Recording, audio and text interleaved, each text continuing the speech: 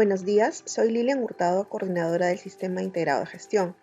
En esta oportunidad tocaremos el tema Gestión de Proyectos, primera parte. Básicamente, gestión del alcance y gestión del tiempo. Para empresas como la nuestra, que trabajan para el Estado peruano, las fases de un proyecto son las siguientes: preinversión, inversión y postinversión.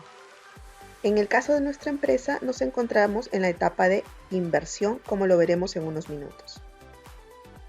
Todo proyecto nace con una idea, con una necesidad. Esta idea o esta necesidad se identifica en la etapa de preinversión, en la cual se analizan y evalúan diferentes alternativas que sean rentables socialmente. En esta fase de preinversión se da el perfil y el estudio de factibilidad. Una vez que el proyecto es considerado viable, recién podremos pasar a la siguiente fase, la fase de inversión, en la cual se pone en marcha la ejecución del proyecto, según parámetros previamente aprobados en esta declaratoria de viabilidad. Al ser nosotros una empresa de supervisión, podremos supervisar ya sea el expediente técnico y la ejecución o solamente la ejecución, dependiendo de la modalidad de contratación que nos hayan adjudicado. Posteriormente a la fase de inversión, se da la fase de postinversión, que ya consiste en básicamente la operación y el mantenimiento del sistema construido. Para gestionar proyectos, existen áreas de conocimiento, las cuales son las siguientes: gestión de la integración, gestión del alcance, gestión del tiempo, gestión del costo, gestión de la calidad, gestión de los recursos humanos, gestión de las comunicaciones, gestión de los riesgos, gestión de las adquisiciones y gestión de los interesados. Todas estas áreas de conocimientos han sido definidas por la guía PMBOK. Para poder entrar en materia, inicialmente definiremos lo que es un proyecto y en qué consiste la gestión de proyectos. Un proyecto es denominado un esfuerzo temporal que es realizado para tener un resultado único. ¿Por qué se dice que un proyecto es temporal? Básicamente porque tiene un inicio y tiene un fin, es decir, cuenta con un plazo de ejecución.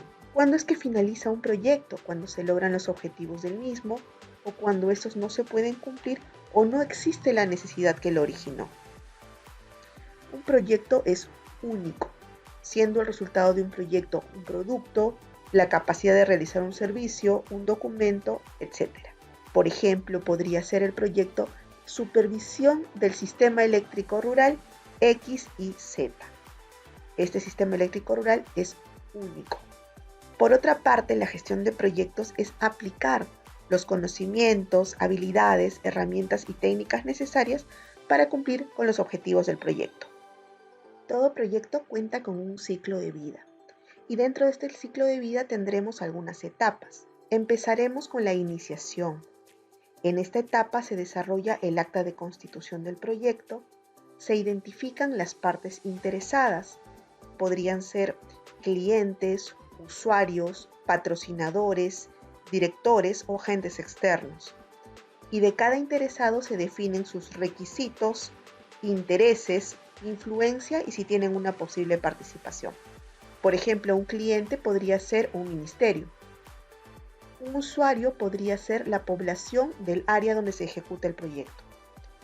El patrocinador, en nuestro caso, tiene que ser el Estado peruano porque nosotros realizamos supervisiones para el Estado. Agentes externos, por ejemplo, podría ser un proveedor o un consorciado. Asimismo, de cada interesado se definen cuáles son los requisitos, es decir, qué es lo que requiere cada uno de estos interesados. Sus intereses, qué es lo que buscan. Su influencia, es decir, si tienen algún tipo de control sobre el proyecto. Y su posible participación, de ser el caso. Como segunda etapa, encontramos dentro del ciclo de vida de un proyecto la planificación. Es fundamental que todo proyecto sea planificado. ¿Y en qué consiste? Básicamente es la planificación de la línea base del proyecto. Esta línea base involucra el alcance, tiempo y costos. El alcance está referido a qué es lo que hay que hacer, el tiempo es cuándo hay que hacerlo y el costo es cuánto nos va a costar hacerlo. Asimismo, durante esta etapa de planificación se desarrollan el resto de planes, planes de recursos humanos, de calidad, de comunicaciones, de riesgos, de adquisiciones, entre otros. La tercera etapa del ciclo de vida de un proyecto es la ejecución. Consiste básicamente en dirigir y gestionar la ejecución del proyecto, ejecutar las tareas previstas según el plan, así como el resultado de los procesos que básicamente son los entregables de cada proyecto. En esta lámina podemos ver que se esquematiza el plan del proyecto con sus respectivos paquetes de trabajo que originan los entregables. A su vez, estos paquetes de trabajo se dividen en tareas.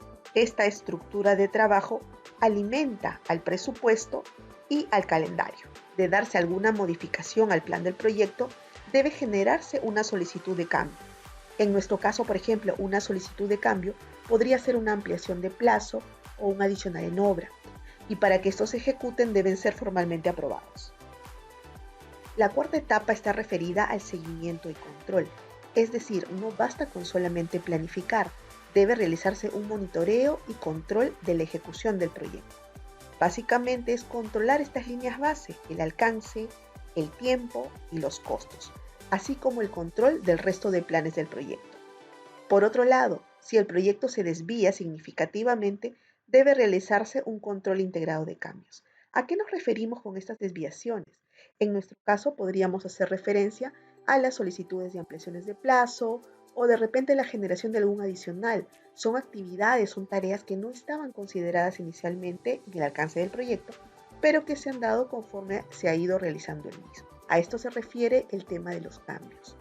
En esta imagen podemos ver que el plan del proyecto inicia con la medición, se detectan quizás variaciones, en este caso se solicitan los cambios, los cuales deben ser aprobados. Luego se da el control de la calidad generando los entregables, los cuales deben ser aceptados por las partes interesadas. Finalmente, la última etapa de todo proyecto es el cierre, en el cual ya se deben haber alcanzado todos los objetivos previstos. Como tercer punto tocaremos la gestión del alcance. En él se incluyen los procesos necesarios para definir y controlar el trabajo requerido para completar un proyecto. Básicamente consta de 3 procesos: recopilar los requisitos, que consiste en definir y documentar las necesidades de todos los interesados. Definir el alcance, el cual consiste en un desarrollo de la descripción detallada del proyecto, para finalmente crear la EDT, que consiste en subdividir el trabajo del proyecto en componentes pequeños y fáciles de manejar.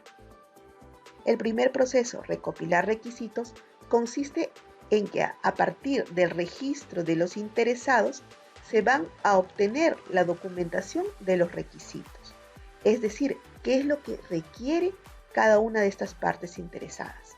Puede incluir razones para emprender el proyecto, es decir, por qué se está haciendo el proyecto, los objetivos, es decir, qué es lo que se busca con este proyecto, requisitos de calidad, que básicamente estarían, en nuestro caso, por ejemplo, en el expediente técnico, de aceptación, que vendrían a ser básicamente los criterios de aceptación de la entidad para nuestros entregables, los límites de fecha, que básicamente serían el plazo contractual, los límites de presupuesto, que serían el presupuesto contractual aprobado y contratado, así como criterios de calidad que también figuran en el expediente técnico definitivo. Todos estos requisitos deben ser medibles, completos, coherentes y sobre todo aceptables por los interesados del proyecto. Como segundo proceso tenemos la definición del alcance. Como ya se indicó inicialmente, primero se hace un registro de interesados, se documentan estos requisitos de estos interesados y con esto nace el enunciado del alcance del proyecto. La descripción detallada de un proyecto se realiza a partir de los entregables, supuestos y restricciones. Se realiza de forma progresiva conforme se va recopilando información de este proyecto. Para definir el alcance es necesario analizar todos los riesgos, supuestos y restricciones. Asimismo, el enunciado del alcance debe describir los entregables del proyecto y el trabajo necesario para hacerlo. Un alcance, por ejemplo, podría ser supervisión del sistema eléctrico rural ABC. En este caso, por ejemplo, podría haberse analizado el riesgo en una localidad D y al verificarse que este sistema no va a poder ser implementado en esta localidad D, se colocó como restricción que solo fuera en las localidades A, B y C. El alcance está definido en todos los expedientes técnicos de cada proyecto supervisado. Como tercer proceso dentro de la gestión del alcance, tenemos la creación de la EDT o estructura desglose de trabajo. En el primer nivel figura el nombre del proyecto. En el segundo nivel figurarán los entregables, es decir, que vamos a entregar nosotros a la entidad. En los niveles inferiores figuran las tareas o actividades que realizaremos para poder obtener cada entregable. Las tareas ubicadas en los niveles más bajos son aquellas adecuadas para la gestión, es decir, en estas se pueden realizar los controles. ¿Pero controles de qué? Controles del plazo, controles de costos, controles del alcance, entre otros. Es decir, la estructura desglose de trabajo o EDT es una descomposición jerárquica del trabajo y los entregables del proyecto en componentes más pequeños que sean fáciles de gestionar. Los niveles más bajos de la EDT se le llaman paquetes de trabajo. La EDT siempre está orientada hacia el trabajo que se debe realizar para cumplir los objetivos del proyecto y el desarrollo de entregables. Por otra parte, un entregable es un producto, un servicio o un resultado único que puede ser verificable.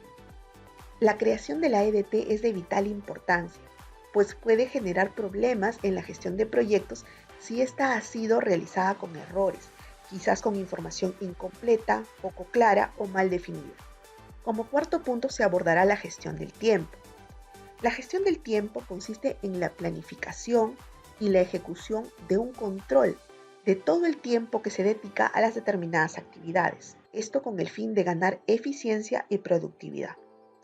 Conocer el tiempo de cada tarea nos permite definir prioridades, plazos y objetivos, ayudándonos a mantener la organización empresarial, evitando retrasos, tanto del trabajo del personal como en las maquinarias y sistemas. Pero, ¿cuáles son los procesos necesarios para planificar el tiempo? Inicialmente tenemos la definición de las actividades o tareas. Como segundo punto es definir la secuencia de las actividades, para posteriormente estimar los recursos y duración de las actividades con el desarrollo final del cronograma. En este ejemplo podemos ver una EDT. En el primer nivel estará el nombre del proyecto, en el segundo nivel los entregables y en las líneas inferiores se pueden ver las tareas o actividades. Una descomposición de tareas es adecuada siempre que permita a todas las personas asignadas a cada tarea conocer el trabajo que tienen que realizar. Es decir, como primer paso se van a definir todas las actividades o tareas. El segundo paso debe ser secuenciar, es decir, qué actividad va primero, qué actividad va después. ¿Es necesario que yo ejecute una actividad para realizar otra? ¿O pueden ser realizadas quizás en paralelo? En eso consiste la secuenciación. Por ejemplo, una actividad de supervisión de la construcción de un pozo a tierra requerirá inicialmente que el ingeniero supervise la excavación del pozo para posteriormente supervisar la construcción del pozo, es decir, la mezcla de los aditivos con la tierra de chacra. Son actividades que no pueden ser realizadas en paralelo. No puedo ir excavando y a la vez mezclando la tierra de chacra con los aditivos. En eso consiste la secuenciación. Definir el orden de las actividades y si se requieren que se realicen actividades previas a otras o si pueden ser realizadas de forma simultánea. Por ejemplo, en este caso, se indica que la tarea 2311 debe ser realizada una vez que finalice la tarea 122. Por ejemplo, no podemos empezar una obra hasta que no obtengamos una licencia. Posterior a realizar la secuenciación, se realiza la estimación de los recursos de cada tarea. Es decir, cuánto de personal se va a emplear por cada tarea, equipamiento o quizás materiales, para posteriormente estimar la duración, es decir, qué tiempo es requerido para cada tarea. Es importante y crítico que las personas que definen la duración sean personas con experiencia comprobada, porque esta EDT va a alimentar a un cronograma, va a alimentar incluso a un presupuesto. Y si las personas que realizan este tipo de estimaciones no cuentan con la suficiente experiencia, son personas que trabajan solamente en gabinete y no han salido a campo, pueden considerar quizás plazos no acordes a la realidad. En este ejemplo vemos una EDT para la supervisión del sistema eléctrico rural X y Z. Se han considerado, por ejemplo, que los entregables son el informe de aprobación de valorización mensual de obra y el informe mensual de supervisión. A su vez, por ejemplo, para yo obtener este informe de aprobación de valorización mensual de obra, he tenido que tener una conciliación mensual de metrados con el ingeniero residente. Pero ¿qué tareas o actividades tuve que hacer antes? Primero, tareas administrativas de gabinete, la supervisión mensual en campo y la reunión con el ingeniero residente. A su vez, para realizar estas tareas tuve que tener subtareas. Por ejemplo, para las tareas administrativas de gabinete tuve quizás que haber realizado seguimiento telefónico o redacción de informes. Por otro lado, para la supervisión mensual en campo, tuve que haber realizado subtareas de transporte de personal en las unidades vehiculares a las zonas de trabajo, o quizás la supervisión de trazo, nivelación y replanteo, o la supervisión de pozos a tierra, con más subtareas, quizás la excavación, relleno y conexión, tareas como la supervisión de instalación de postes, con subtareas como transporte e izaje, la supervisión de obras civiles básicamente relacionadas a la cimentación, y tareas de supervisión de instalaciones eléctricas aéreas, que básicamente consisten en la ferretería, retenidas, tendido y flechado de conductores. Es decir, esta EDT debe incluir todas las tareas o actividades que nosotros realizamos para obtener un entregable. Cuanto más detallado sea, puede ser mucho más complicado de controlar. Asimismo, si fuera muy sintético, no tendríamos un control apropiado sobre cada tarea. Es por esto que la EDT debe ser adecuada, tanto así que es necesario que los niveles inferiores nos puedan servir para controlar las diferentes gestiones: gestión del costo, gestión del alcance, gestión del plazo. En esta diapositiva podemos ver una planificación, la cual inicia con las actividades A y B para posteriormente darse las actividades C, D y E. Podemos observar que la actividad A y B inician juntas, es decir, pueden ser realizadas de forma simultánea. Sin embargo, para realizar la actividad C, es necesario que la actividad B sea terminada, y así sucesivamente, como lo podemos ver en el diagrama de barras. Algunas pautas para gestionar el tiempo. Esto es aplicable no solamente a un proyecto, sino a cualquier actividad que nosotros realicemos en nuestra vida diaria en general. Planificar. La planificación es uno de los puntos principales en la gestión del tiempo. Debemos tener un autoconocimiento para saber cuánto tiempo se dedica a cada actividad. Esto es lo que se indicaba inicialmente. No se puede planificar si no se conoce a detalle cuánto tiempo nos va a demorar cada actividad. Se deben definir prioridades. Se debe hacer una lista de todas las actividades utilizando un planificador, un calendario, una aplicación de gestión de proyectos o cualquier herramienta que sea de utilidad, como por ejemplo el Microsoft Project. Se deben establecer plazos. Cuando se tiene un objetivo concreto, resulta mucho más fácil realizar una tarea. Es decir, yo voy a realizar esta tarea porque quiero obtener esto. Asimismo, el plazo funciona como un incentivo para la realización de actividades. Por ejemplo, si yo tengo una actividad que sé que la realizo en 20 días, si la realizo en 18 días es un incentivo, ya que hemos realizado nuestra actividad en un menor tiempo. Además, con las fechas definidas, los gestores pueden hacer un seguimiento de las entregas. Por ejemplo, si yo tengo una actividad semanal cuyo entregable debe ser presentado el día viernes y estamos en día miércoles, yo sé que el miércoles debo tener al menos el 50% del trabajo realizado para poder asegurar que voy a cumplir con la presentación del entregable el día viernes. Los imprevistos ocurren y aunque no se puede tener un control preciso sobre estos, deben ser planificados. Por ejemplo, un imprevisto podría ser se va la luz, se va el internet, o quizás hay un paro de transportistas y tengo problemas para la movilidad, llego retrasado algunas horas a mi punto de trabajo, luego estoy con el tiempo corto. Es decir, los imprevistos siempre van a ocurrir y tienen que ser considerados al momento de planificarse. Se debe descentralizar el trabajo. Normalmente muchos profesionales se sobrecargan simplemente porque les resulta difícil el delegar tareas que podría hacerlo otra persona. Por otro lado, debe buscarse reducir el tiempo de reuniones presenciales. Existen decisiones que pueden resolverse en poco tiempo o quizás solamente con el envío de un correo electrónico. Pero ¿cuál es la importancia de la gestión del tiempo? Más que asegurar que se entregue a tiempo el trabajo, la gestión del tiempo ayuda a que el profesional tenga una mejor calidad de vida. ¿Por qué? Porque el incumplir plazos o estar siempre apretados con las tareas es uno de los principales motivos de estrés. Con más organización, el trabajador tiene más motivación y disciplina para ejecutar sus tareas. Podría tomarse quizás un tiempo libre durante su jornada laboral o terminarla antes. Para las empresas, el gestionar bien los plazos de entrega significa no solo reducir en costos y ganar eficiencia, es decir, produce más y en menos tiempo. Asimismo, evitarían errores, desperdicios y retrasos. Se tendría un clima organizativo más tranquilo. Asimismo, se aseguraría la satisfacción del cliente, garantizando nuestra ventaja competitiva. Soy Lilian Hurtado, coordinadora del Sistema Integrado de Gestión, y con esta última diapositiva damos terminada la capacitación Gestión de proyectos, primera parte, gestión del alcance y el tiempo.